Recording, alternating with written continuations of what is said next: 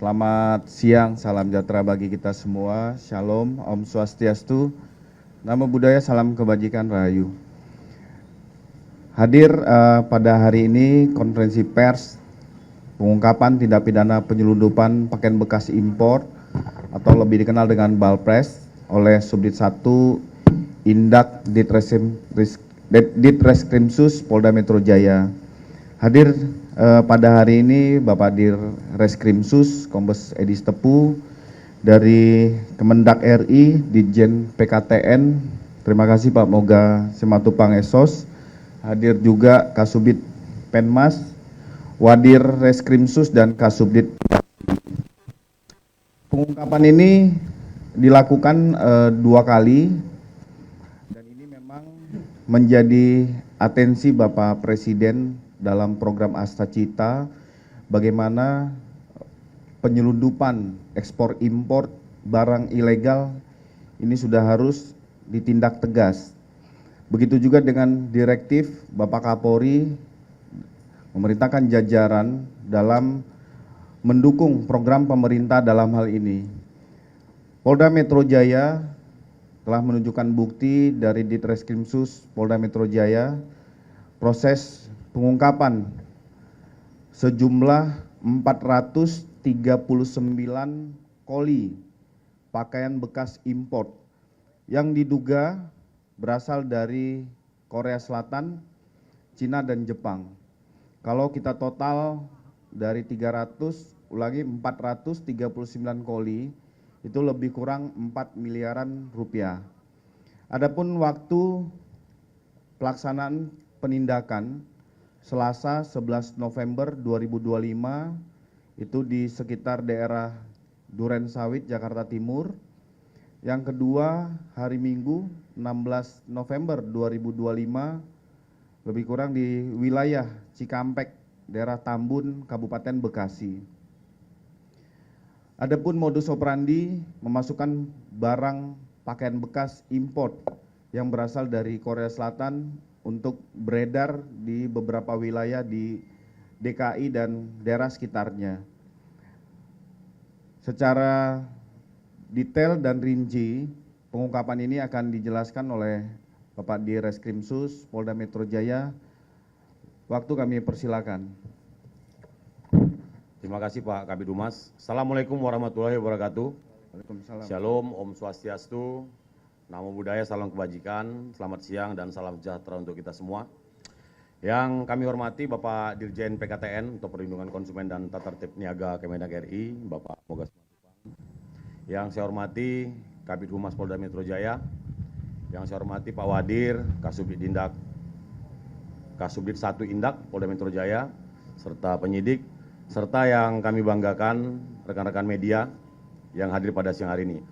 Tentu pertama-tama marilah kita panjatkan puji dan syukur kehadirat Tuhan Yang Maha Kuasa karena kita masih diberikan kesehatan, kesempatan untuk kita bisa hadir di tempat ini, tentu dalam rangka press release dugaan tindak pidana penyelundupan Balpres atau yang biasa disebut pakaian bekas yang masuk ke Indonesia. Tadi sudah disampaikan Pak Kabid Humas, tentu kita ketahui bersama saat ini juga pemerintah sedang gencar-gencarnya untuk menindak Balpres ya, yang beredar di Indonesia karena ini bisa juga mengganggu UMKM, itu untuk melindungi UMKM dan juga untuk meningkatkan penerimaan atau devisa negara. Dari sisi kesehatan tadi sudah dijelaskan juga bahwa pakaian bekas yang beredar ini tentunya kita tidak tahu bagaimana kebersihannya, kemudian bagaimana proses penjualannya, pengirimannya, masuknya ke Indonesia, dan tentu juga ini bisa menyebabkan penyakit seperti infeksi bakteri, jamur, virus dan lainnya. Bapak Presiden juga sudah menginstruksikan kepada Polri bahwa Polri diperintahkan untuk menindak segala bentuk penyelundupan, khususnya pakaian bekas, dan selaras dengan apa yang disampaikan oleh Bapak Kapolri kepada jajaran untuk menindak penyelundupan pakaian bekas atau thrifting yang masuk ke Indonesia. Kami dari Direktorat Kriminal Khusus Polda Metro Jaya sudah melakukan penindakan khususnya thrifting yang masuk ke Indonesia yang terjadi di 2 tempat atau yang kami tangkap di 2 tempat. Yang mana pengungkapan pertama itu tanggal 11 November, tepatnya di Jalan Laut Samudra, Duren Sawit, Jakarta Timur. Kemudian yang kedua, di hari Minggu, tanggal 16 November, di kilometer 11, kilometer 19, Jakarta Cikampek, Kecamatan Tambun, Kabupaten Bekasi. Yang pengungkapan pertama di Jalan Samudra, tentu kami melakukan penyelidikan ya terkait dengan barang-barang yang masuk ke Indonesia, khususnya pakaian bekas, di mana pada saat itu kami mendapatkan informasi akan ada barang masuk ke Indonesia atau akan melintas. Di mana pada saat itu penyelidik ya melakukan penindakan terhadap kendaraan Colt diesel double ya berwarna putih seperti yang rekan-rekan lihat, plat kendaraan B996 XXP. Kemudian dilakukan penggeledahan dan interogasi kepada saudara D yang mengendarai truk tersebut. Ditemukan 23 balpres yang ada di dalam truk tersebut. Kemudian setelah diinterogasi dari yang bersangkutan diinformasikan bahwa masih ada 2 truk lagi yang akan masuk. Kemudian penyelidik melakukan pengejaran dan kemudian didapatkan 2 truk tersebut berada di area pergudangan PT RPD ya di Kecamatan Padalarang, Bandung Barat. Selanjutnya barang bukti, kemudian sopir, kemudian koordinator yang ada di Bandung, termasuk juga pemilik ekspedisi, itu kita amankan dan kita bawa semuanya ke Polda Metro Jaya. Termasuk juga yang diduga memasukkan sebagai penanggung jawab, ya saudara IR. Ini juga sudah kita amankan dan sampai saat ini masih berproses untuk dilakukan pemeriksaan. Kemudian yang kedua, pada hari Minggu tanggal 16 November 2025, penyelidik juga mendapatkan informasi bahwa akan ada bongkar muat ya dari wilayah Merak.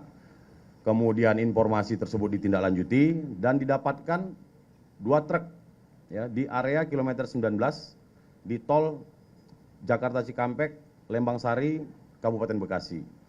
Kemudian dilakukan penggeledahan, pemeriksaan terhadap kedua truk tersebut ya. Didapatkan 232 bal ya, 232 bal balpres atau pakaian bekas, dan kemudian terhadap sopir, kemudian truk dan balpres kesemuanya diamankan di Polda Metro Jaya. Sampai saat ini semuanya masih berproses ya, termasuk diduga pemilik, kemudian juga asal barang, di mana asal barang kalau dari keterangan saksi, kemudian ada juga dari dari barang bukti itu ada dari negara Korea Selatan, ya termasuk juga negara Cina dan Jepang. Barang bukti yang berhasil kita amankan dari kedua penangkapan ini adalah 439 bal pakaian bekas, 3 truk Colt diesel double, kemudian 2 truk Fuso, 3 pick up, dan 1 buah HP merek Samsung S25 milik saudara IR. Dan semuanya ini sudah berada di Polda Metro Jaya. Persangkaan pasal yang kami terapkan terhadap yang kita duga pelaku adalah pasal 46 Undang-Undang Perdagangan, pasal 110 dan 111 dan Undang-Undang Perdagangan. Dan tidak menutup kemungkinan kami juga akan menjerat dengan pasal TPPU. Tentu kami dari Polri berkomitmen untuk terus memberantas segala bentuk penyeludupan, khususnya pakaian bekas impor. Kami akan menindak tegas dan tidak akan memberi ruang kepada para pelaku kejahatan yang melanggar ketentuan. Dan kami dari kepolisian akan berupaya untuk menciptakan iklim investasi yang sehat, termasuk memastikan keamanan barang yang beredar di Indonesia, sekaligus menegaskan peran Polri dalam mendukung ekonomi bangsa. Kami juga tentunya menghimbau kepada seluruh masyarakat untuk lebih berhati-hati dan bijak dalam memperjualbelikan pakaian bekas impor. Kegiatan itu selain melanggar hukum, tentu juga tidak baik dari sisi kesehatan. Dan apabila ada masyarakat yang mengetahui barang ilegal yang diperjualbelikan, kami harap melaporkan ke kepolisian setempat. Saya kira itu yang bisa saya sampaikan pada siang hari ini. Bersama kita jaga Jakarta. Terima kasih. Wassalamualaikum warahmatullahi wabarakatuh. Waalaikumsalam. Tadi rekan-rekan kita sudah mendengar bersama secara kronologis pengungkapan balpres oleh Ditreskrimsus Polda Metro Jaya. Ini merupakan komitmen Polda Metro Jaya dalam memberantas seluruh bentuk penyelundupan, termasuk pakaian bekas impor berpotensi merugikan industri dalam negeri, mengganggu stabilitas ekonomi serta membahayakan kesehatan masyarakat. Pada rekan-rekan media sekalian, terima kasih sudah hadir. Mungkin kami akan membuka pertanyaan pada rekan-rekan. Kasih kesempatan dulu, kasih kesempatan dulu. Kasih kesempatan dulu. Sampaikan nanti bertanya. Ya, silakan, Lai. Terima kasih. Pak Kabid Humas dan Pak Dirkrimsus. Perkenalkan diri, saya Ferry Edianto dari meganews.id.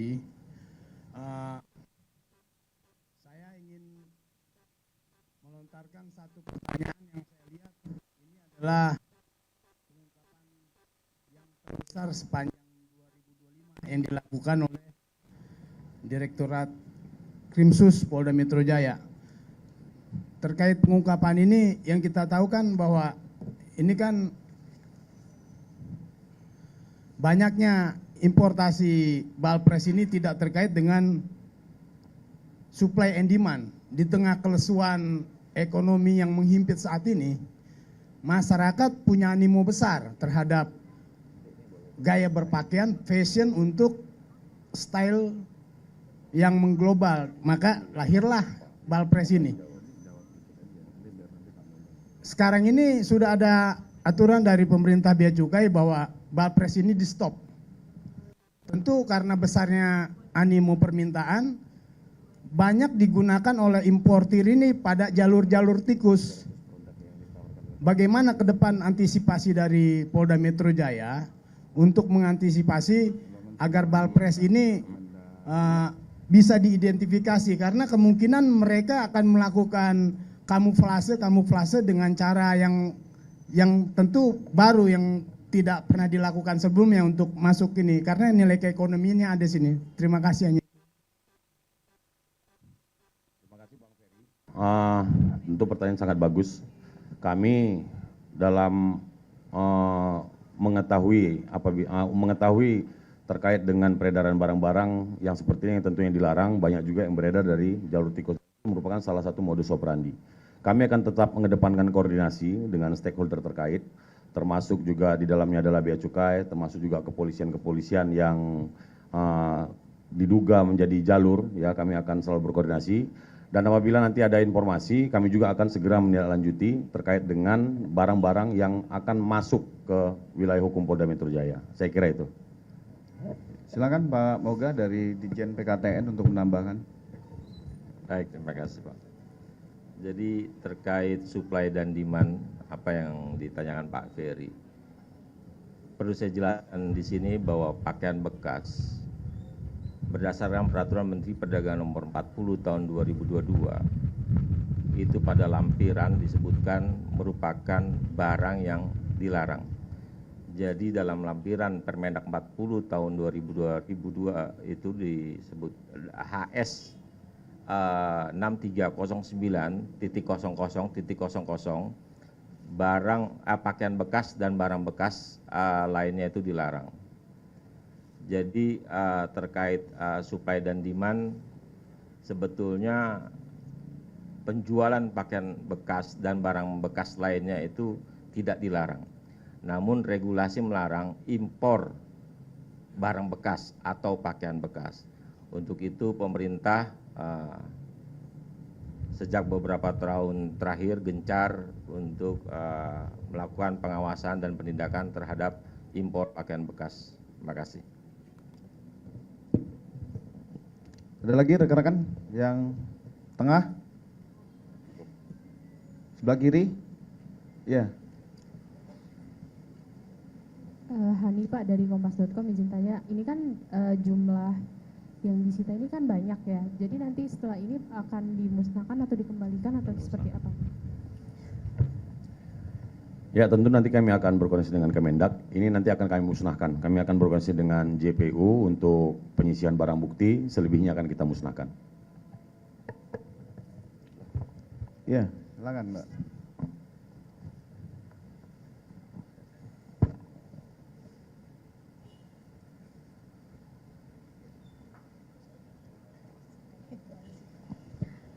Terima kasih sebelumnya Pak Dir, Pak Kabid, saya Oyuki dari Tempo.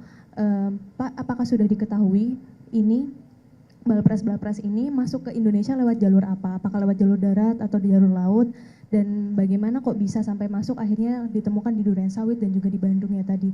Lalu tentang terduga pelaku, ingin memastikan saja Pak, itu tadi sudah disebutkan ada beberapa inisial ya, IR dan juga D. Apakah keduanya masuk ke terduga pelaku ataukah ada terduga pelaku lain, dan sejauh ini yang sudah diidentifikasi oleh Direktorat Reserse Kriminal Khusus sudah berapa orang? Dan satu lagi Pak, apakah Balpres ini ada hubungannya dengan pengungkapan penyelundupan Balpres di Tanjung Priok beberapa waktu yang lalu kan juga ada press release ya tentang hal itu. Terima kasih Pak. Baik, terima kasih Mbak. Jadi ini masih berproses ya. Kami masih melakukan pendalaman terhadap terduga pelaku yang penanggung jawab barang ya kalau di dalam pemeriksaan untuk asal barang masuknya dari mana. Yang bersangkutan masih masih melempar ke salah satu orang berinisial A yang ada di Surabaya. Tapi kami masih melakukan pendalaman terus terkait dengan jalur masuknya barang ini. Kami sudah melakukan penyitaan terhadap barang bukti handphone, kami akan mempelajari semuanya. Dan kemudian terkait dengan kaitan yang dengan di Tanjung Priok, kami akan dalami lebih lanjut. Saya kira itu. Gitu ya Mbak? Ya silakan Mas.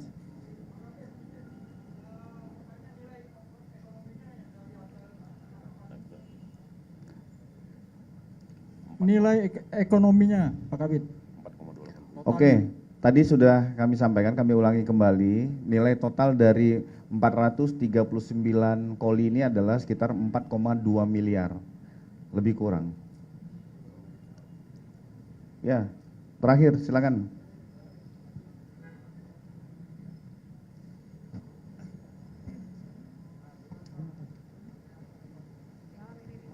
Terima kasih Pak.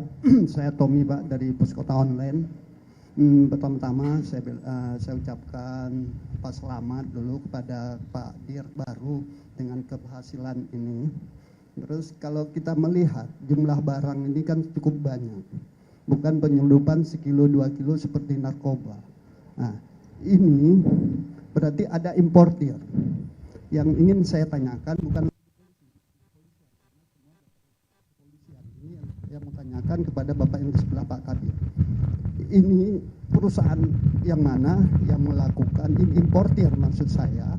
Terus jika ini ketahuan perusahaan yang importirnya ini, apa tindakan dari pihak perdagangan? Jangan hanya yang ditindak hanya pedagang, perantara, sopir, dan sejauh ini kembali ke polisi. Sejauh ini dari sekian jumlah yang sudah diamankan udah berapa hari, kalau nggak salah saya udah lebih dari seminggu. Nah sebelumnya saya juga pernah beritakan ini, sudah ada yang ditetapkan sebagai tersangka belum?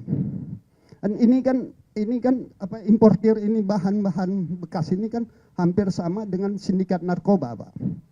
Nah, kita ambil yang di bawah, tapi di atas aman-aman aja. Ini sudah sejauh mana hasil penyelidikan sehingga importir yang harus bertanggung jawab karena orang yang membawa atau yang membeli atau ini tidak mau tahu karena barang sudah masuk dianggap sudah lolos dari pelabuhan berarti kan aman. Mereka kan nggak tahu. Nah, ini loh Pak yang ingin tolong dijelaskan. Terima kasih. Ya, makasih Pak. Yang kita perlihatkan di sini merupakan pakaian bekas, barang yang dilarang Pak. Jadi kita tidak atur lartasnya. Ini diatur dalam Peraturan Menteri Perdagangan Nomor 40 tahun 2022 dan juga dalam Undang-Undang 7 Pasal 47 itu disebutkan bahwa setiap pelaku usaha wajib mengimpor dalam keadaan baru. Nah, terkait dengan tindakan atau sanksinya itu dalam Undang-Undang 7 itu Pasal 111 disebutkan setiap importir yang mengimpor barang dalam keadaan tidak baru sebagaimana disebut dalam pasal 47 yang saya sebutkan tadi, setiap importir wajib mengimpor dalam keadaan baru dikenakan pidana kurungan penjara 5 tahun atau denda 5 miliar rupiah. Nah, terkait penegakan hukum sudah sejauh mana pelaku usaha atau importir yang diproses hukum, mungkin nanti bisa dijawab sama Polda ya, karena kami selalu koordinasi dengan Polda, terutama Barreskrim, terhadap temuan-temuan yang sudah kita lakukan hasil pengawasan sejak tahun 2023. Terima kasih. terjadi dan ke depan akan terjadi lagi karena tidak ada penegasan dari pihak Menteri Perdagangan. Ada perusahaan yang terlibat. Ada, ya. Kalau hanya kita berbicara tentang pasal itu siapa yang ini dan ini akan terjadi. Apa sikap dari pihak perdagangan jika ketahuan ini sebuah perusahaan importir ini yang melakukan penyelundupan barang palsu ini? Itu yang saya minta. Ya, Ketegasannya, Pak, ketegasan. Iya, yang namanya barang ilegal tidak hanya pakaian bekas, narkotika, itu pun selalu terjadi dimanapun, Pak. Dan caranya pun mereka sudah punya jaringan yang betul-betul profesional. Jadi kita perlu kerjasama semua pihak, baik Bakamla, terus keamanan perbatasan, Airut, Bea Cukai, Polri, untuk mengamankan setiap tindakan ilegal. Itu Pak yang bisa saya tanggapi. Makasih. Makasih Pak Tommy. Ini perlu kami sampaikan juga. Pemerintah itu berencana akan menggantikan peredaran pakaian-pakaian bekas ini menjadi produk dalam negeri dalam bentuk 1.300 merek lokal. Ini masih berwacana. Itu ya, saya rasa rekan-rekan sekalian, terima kasih. Ini juga pelaksanaan konferensi pers ini bermaksud untuk memberikan edukasi kepada masyarakat juga, apabila melihat, mendengar, bisa menghubungi call center Polri 110. Sekali lagi terima kasih rekan-rekan media. Wabillahi taufik wal hidayah. Wassalamualaikum.